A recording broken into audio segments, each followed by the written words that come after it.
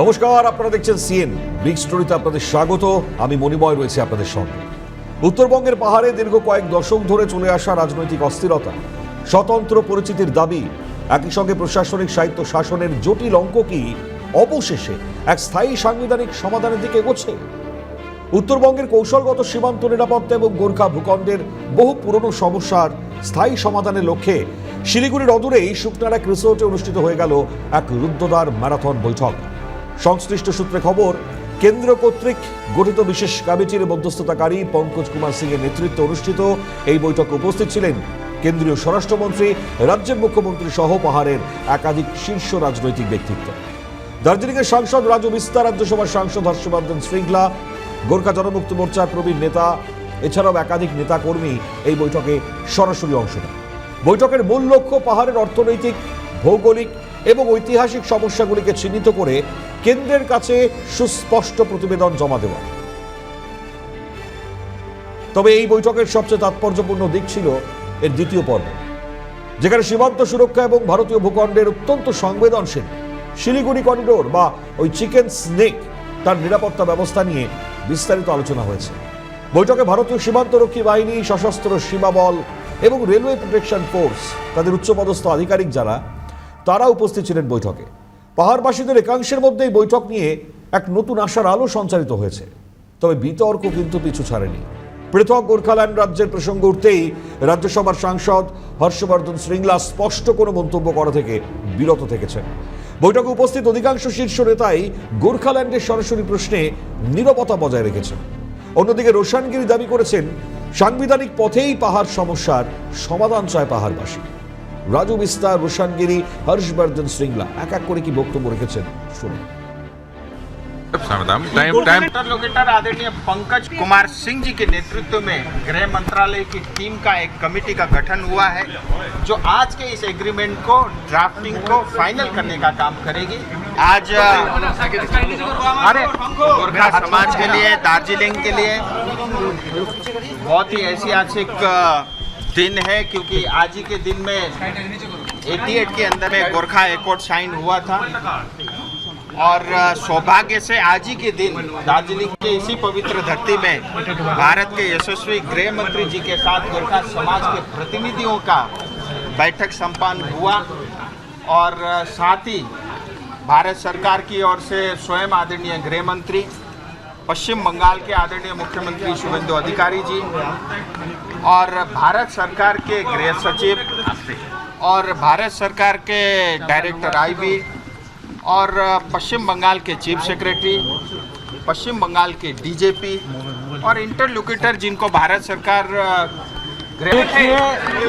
Home minister Amit Shah ji ने स्पष्ट कहा है कि जो भी समस्या का समाधान होगा वो संवैधानिक समाधान होगा, कॉन्स्टिट्यूशनल समाधान होगा। कॉन्स्टिट्यूशनल समाधान के पक्ष में पार, तराई और डुअर्स के लिए श्री पंकज सिंह इंटरलोक्यूटर के नेतृत्व में एक कमेटी बनेगा, जो अगला प्रपोजल गवर्नमेंट ऑफ इंडिया को सबमिट करेगा। कमेटी उन्होंने बताया होगा कि पंकज, जो हमारे गोरखालैंड इंटरलोक्यूटर पंकज सिंह के नेतृत्व में एक कमेटी होगा, जो मतलब इसको थोड़ा सा डिटेल में एग्जामिन करेंगे और इसके मतलब समाधान टाइम पीरियड का कोई बताया না, চিকেন স্ন্যাক্সকে নিয়ে তো আলোচনা হচ্ছে, সেটা হচ্ছে পরবর্তীতে জানতে পারবেন। আমাদের মাননীয় স্বরাষ্ট্রমন্ত্রী তিনিও আছেন, আমাদের মুখ্যমন্ত্রী আছেন, তারা আলোচনা করছেন আধিকারিকদের সঙ্গে। কিন্তু যে প্রশ্নটা এবার সব থেকে বড় প্রশ্ন, তা হচ্ছে এই বিশেষ কমিটি কি পারবে দশকের পর দশক ধরে চলা ক্ষোভ প্রশমন করতে, নাকি অতীতের ডিএইচ, জিজেসি বা জিটিএ তাদের মতো এটু একটি রাজনৈতিক ক্ষমতার সমীকরণে আরেকটি সাময়িক প্রলেপ মাত্র। আজকে আমরা আমাদের এই বিশেষ পর্বে গভীরভাবে গিয়ে যেটা বিশ্লেষণ করব, তা হচ্ছে কিভাবে 1960-এর দশক থেকে শুরু হওয়া স্বতন্ত্র পাহাড়ের আন্দোলন আজ 24তম শতকের ভৌগোলিক রাজনীতিতে এসে রূপ নিয়েছে। পাহাড়ের বর্তমান রাজনীতিকে বুঝতে হলে হয়তো আমাদের ফিরে যেতে হবে এর সুদীর্ঘ রক্তক্ষয়ী ইতিহাসে। পশ্চিমবঙ্গ থেকে বিচ্ছিন্ন হয়ে ভারতীয় সংবিধানে গোর্খাদের স্বকীয় পরিচয় প্রতিষ্ঠার আন্দোলনের সূচনা হয় 1960-এর দশক থেকে। তবে 1980-র দশকে এসে এই আন্দোলন এক চরম এবং বিস্ফোরক মাত্রা পায় সুভাষ ঘিসিংয়ের হাত ধরে।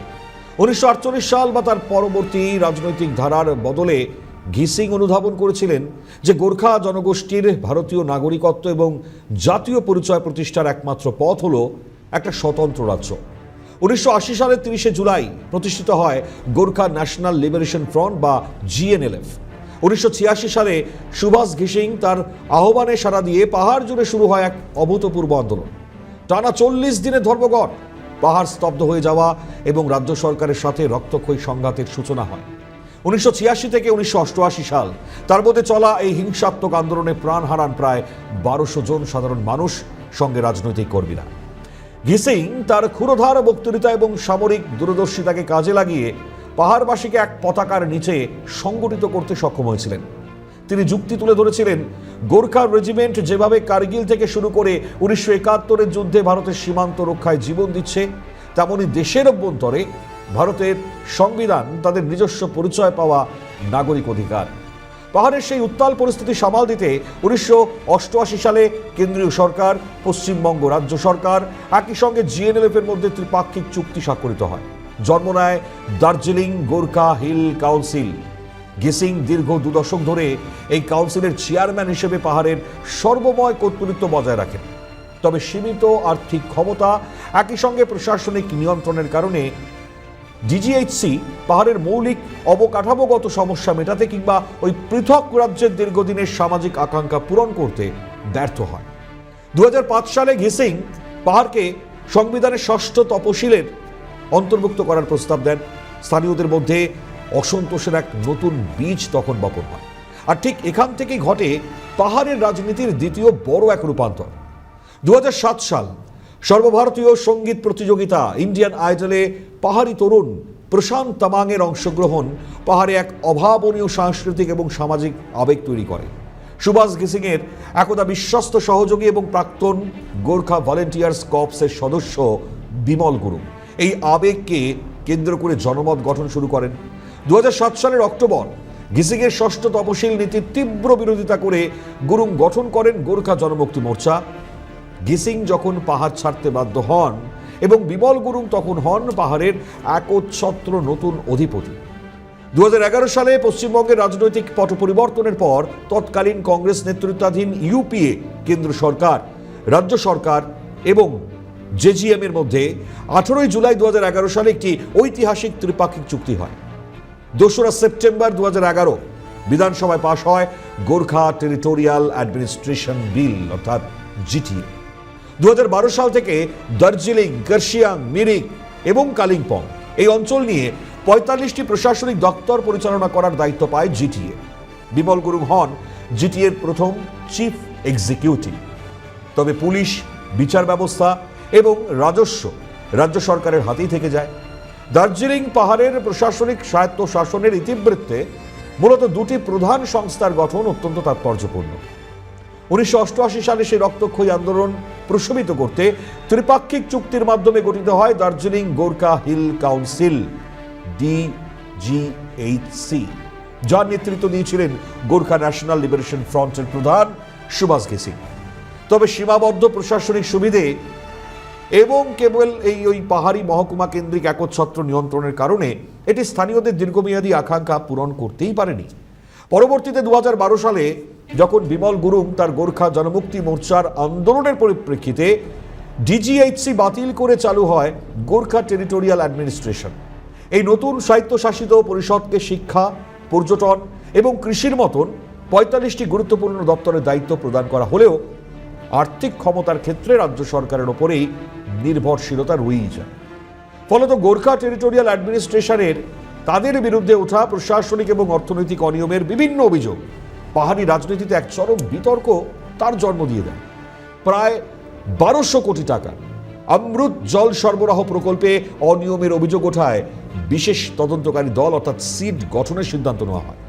এছাড়া GTA-র অধীনস্থ স্কুলগুলিতে অনিয়মিত শিক্ষক নিয়োগের অভিযোগেও মামলা গড়ায় দেশের সর্বোচ্চ আদালতে। রাজ্য সরকারের আইনি পদক্ষেপের কারণে CBI তদন্তের পথ সুগম হয়েছে। শুধুমাত্রই জল এবং শিক্ষাই নয়, একাধিক উন্নয়নমূলক পর্যায়ভিত্তিক রূপায়ণেও দুর্নীতির ছায়া পড়ে। একই সঙ্গে 2021 সালে তৎকালীন রাজ্যপাল জগদীপ ধনকার জিটিএর কোটি কোটি টাকার হিসেবের সুদীর্ঘদিনের ক্যাগ অর্থাৎ সিএজির অডিট না হওয়া নিয়ে প্রশ্ন তুলে বিশেষ নিরীক্ষার জোরালো দাবি জানিয়েছিলেন। জিটিএ চুক্তি সত্ত্বেও পাহাড়ি আবেগ এবং প্রশাসনিক সংঘাত মেটেনি। 2017 সালে স্কুলে বাংলা ভাষা বাধ্যতামূলক করার এক সরকারি নীতি, এই নীতিগত সিদ্ধান্তকে কেন্দ্র করে পাহাড়ে নতুন করে আন্দোলন জ্বলে ওঠে। 8ই জুন রাজভবনে রাজ্য মন্ত্রিসভার বৈঠক চলার সময় বাইরে হয় ব্যাপক সংঘাত। বিমল গুরুংয়ের আহ্বানে শুরু হয় 8ই জুন থেকে 27শে সেপ্টেম্বর পর্যন্ত চলা স্বাধীন ভারতের ইতিহাসের দীর্ঘতম 104 দিনের অনির্দিষ্টকালের পাহাড় বন্ধ। 104 দিনের এই দীর্ঘ আন্দোলনের ফলে পাহাড়ি অঞ্চলে এক অভূতপূর্ব সংকট নেমে আসে। এর ফলে কি হয়? পাহাড়ের অর্থনীতি, বিশেষ করে চা শিল্প এবং পর্যটন খাত পুরোপুরি ধ্বংসের মুখে পড়ে যায়। একই সঙ্গে টানা 3 মাসেরও বেশি সময় ইন্টারনেট পরিষেবা বন্ধ রাখা হয়। একই সঙ্গে সংঘাতের কারণে 12 জনেরও বেশি মানুষের প্রাণহানি হয়, যা এক মারাত্মক মানবিক সংকট তৈরি করে। এই উদ্ভূত পরিস্থিতির প্রেক্ষিতে বিমল গুরুং এবং তার সহযোগীদের বিরুদ্ধে বেআইনি কার্যকলাপ প্রতিরোধ আইন বা ইউএপিএ সহ একাধিক মামলা দায়ের হলে গুরুং দীর্ঘ 3 বছরের জন্য আত্মগোপনে যেতে বাধ্য হন। এই 104 দিনের স্তব্ধতা এবং রাজনৈতিক শূন্যতার মধ্যে দিয়েই পাহাড়ের সংঘাতের রাজনৈতিক ধারার বিপরীতে অনিত থাপা এবং বিনয় তামাংয়ের মতন নতুন প্রজন্মের নেতৃত্বের বিকাশ ঘটে। তারা বিমল গুরুংয়ের চরমপন্থা পরিহার করে রাজ্য সরকারের সাথে প্রশাসনিক সহযোগিতার পথ বেছে নেন। তবে ইতিহাসবিদ এবং বিশ্লেষকদের একাংশের মত, পাহাড়ি সমস্যা স্থায়ী সমাধান না হওয়ার পেছনে কাজ করেছে সমতলের বঞ্চনা এবং রাজনৈতিক দলগুলির ভোট ব্যাংকের উদ্দেশ্য, অর্থাৎ ঘোলা জলে মাছ ধরার প্রবণতা। 1980-র দশকে বামফ্রন্ট সরকার গোর্খাল্যান্ড আন্দোলনকে বিচ্ছিন্নতাবাদী তকমা দিয়ে দমন করার নীতি গ্রহণ করে এবং পরবর্তীতে 1988 সাল দার্জিলিং গোর্খা হিল কাউন্সিল গঠনের মাধ্যমে আন্দোলন প্রশমিত করলেও তা কিন্তু ওই স্থায়ী সমাধানের বদলে সাময়িক রাজনৈতিক সমঝোতা হিসেবেই থেকে যায়। পরবর্তীকালে 11 সাল অর্থাৎ 2011 সালে মমতা বন্দ্যোপাধ্যায় নেতৃত্বাধীন তৃণমূল কংগ্রেস সেই সরকার ক্ষমতায় আসে। এই সরকার ক্ষমতায় এসে অশান্তি মেটাতে উদ্যোগী হলেও বিভিন্ন পাহাড়ি জনগোষ্ঠীর জন্য পৃথক উন্নয়ন পর্ষদ গঠন করে গোর্খাদের একক রাজনৈতিক সংহতিকে দুর্বল করার নীতি নিয়েছিল বলেই অভিযোগ ওঠে।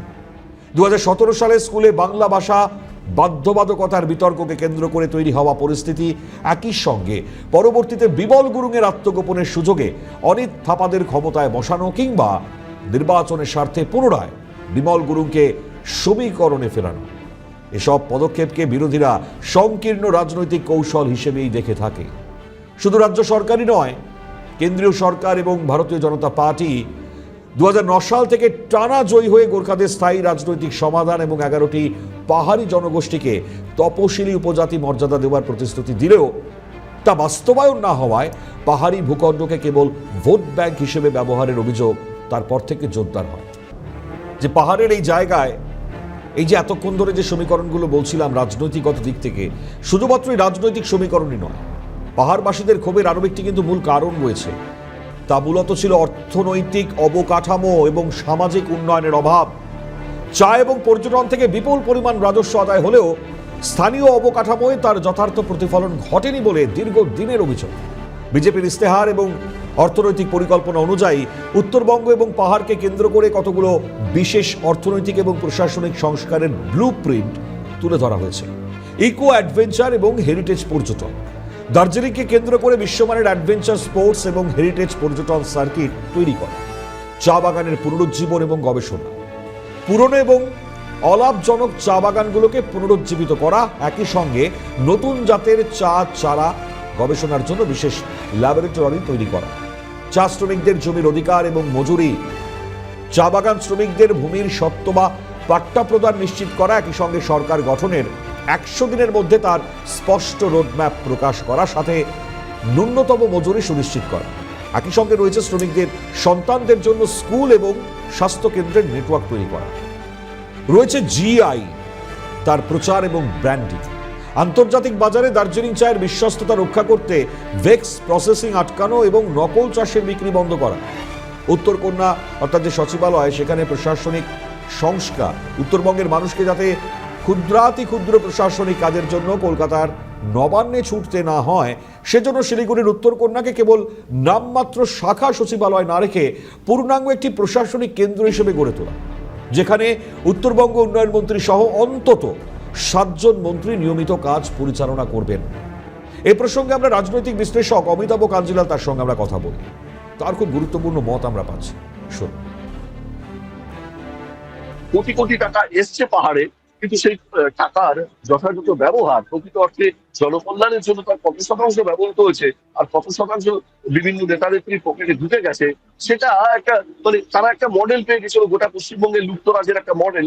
ফলে পাহাড়ে যারা নেতৃত্ব দিয়েছে জিটিএ কে, তারাও এই মডেলেই চলেছে, লুপ্তরাজের মডেলেই চলেছে। এবং পাহাড়ে যখন থেকে পাহাড়ের রাজনৈতিক দলের সঙ্গে তৃণমূলের একেবারে গলাগলি সম্পর্ক তৈরি হয়ে গেল, সেদিন থেকে এই লুপ্তরাজটা আরো প্রাতিষ্ঠানিক চেহারা নিয়ে ফেলেছে। ফলে এই মুহূর্তে পাহাড়ের মানুষের দাবি, এই সমস্ত দুর্নীতির একেবারে নিরপেক্ষ তদন্ত হোক, ধরে ধরে এদেরকে জেলে বন্দি করা হোক যারা দুর্নীতির সঙ্গে যুক্ত আছেন, কোনো রং না দেখে। এবং একই সঙ্গে পাহাড়ের শিক্ষা, পাহাড়ের জনস্বাস্থ্য, পাহাড়ের আইন শৃঙ্খলা, পাহাড়ের ট্রাফিক, পাহাড়ের পানীয় জল, পাহাড়ের সমস্ত মৌলিক যে চাহিদা, সেগুলোকে তার যথাযথ গুণমানের রেস্টোর করা হোক। আমরা কোনোভাবেই কোনো কি বলবো না, ভারতবর্ষেরই অখণ্ড অংশ, পশ্চিমবঙ্গেরই অখণ্ড অংশ। তাই পশ্চিমবঙ্গের সাধারণ নাগরিক হিসেবে কলকাতার মানুষ বা কলকাতার পার্শ্ববর্তী অঞ্চলের মানুষ, তরাই অঞ্চলের মানুষ যে সুযোগ সুবিধাগুলো পেয়ে থাকেন, তার সমস্তটাই পাহাড়ের মানুষকে দিতে হবে, এটা আমাদের দাবি। তো আজকের এই শুকনা রিসর্টের ম্যারাথন বৈঠক কি সত্যিই পাহাড়ে নতুন ভোরের ইঙ্গিত, নাকি ইতিহাসের সেই পুরনো ক্যাসেটকেই নতুন মোড়কে বাজানোর আরো একটা রাজনৈতিক নাট্যরূপ? ইতিহাস সাক্ষী 1988-তে সুভাষ গেসিংকে ডিজিএইচসি তুলে দিয়ে বা 2012-তে বিমল গুরুংকে জিটিএর মসনদে বসিয়ে পাহাড়ের মূল ক্ষোভকে সাময়িক স্তব্ধ করা গেলেও বুলেট আর বন্ধের ভয়াবহতাকে কিন্তু চিরতরে মুছে ফেলা যায়নি। প্রতিবারই সাময়িক ওই সাহিত্য শাসনের টোপ দিয়ে গোর্খাদের মূল সাংবিধানিক দাবিকে ঠান্ডা করে পাঠিয়েছে সমতলের ক্ষমতা কেন্দ্র। কিন্তু এবার আর সময়টা কেবল ওই আঞ্চলিক রাজনীতি নয়, সময়টা চরম জাতীয় নিরাপত্তা। মাত্র 21 কিলোমিটার চওড়া শিলিগুড়ি করিডোর বা চিকেন স্নেক আজ আন্তর্জাতিক ভূ রাজনীতির তীব্র নজরদারিতে। নেপাল, ভুটান, বাংলাদেশ আর চীনের মতন চারটি আন্তর্জাতিক সীমানায় ঘেরা এই ভূখণ্ডকে যদি ক্ষোভের আগ্নেয়গিরি বানিয়ে রাখা হয়, তবে তার মাসুল গুনতে হবে পুরো দেশকে। বিএসএফ আর এসএসবির আধিকারিকদের এই বৈঠকে ডেকে কেন্দ্র স্পষ্ট করে দিয়েছে, পাহাড়ের রাজনৈতিক অস্থিরতা এখন আর কেবল উত্তরকন্যার ফাইল বা কলকাতার ভোটের অঙ্ক নয়, এটি সরাসরি দেশের সার্বভৌমত্বের প্রশ্ন। তাই শুকনার এই ত্রিপাক্ষিক মধ্যস্থতা যদি কেবল আরেকটি ভোটের ইস্তেহার বা ওই প্রশাসনিক আইওয়াস হয়ে থেকে যায়, তবে পাহাড়ের জমে থাকা এই আগ্নেয়গিরি আবার বিস্ফোরিত হবে। পাহাড়বাসী আজ কিন্তু আর কোনো সাময়িক প্রলেপ চায় না, তারা চায় তাদের রক্তাক্ত ইতিহাসের যোগ্য এবং স্থায়ী সাংবিধানিক জবাব। কেন্দ্র আর রাজ্যের শাসক দল কি সেই দুঃসাহসিক রাজনৈতিক সততা দেখাতে পারবে, নাকি এবারও জাতীয় নিরাপত্তার দোহাই দিয়ে গোর্খাদের আবেগকে ঝুলিয়ে রাখা হবে ঝুলন্ত কোনো প্রতিশ্রুতিতেই? উত্তর লুকিয়ে আছে সময়ের গর্ভে। তাই ততক্ষণ পর্যন্ত আমাদের নজর থাক। বিগ স্টোরির আগামী পর্বে আপনাদের সঙ্গে দেখা হবে। আজ এখানে শেষ করছি। সুস্থ থাকুন, ভালো থাকুন। পরবর্তী অনুষ্ঠানের জন্য নজর রাখুন সিএন।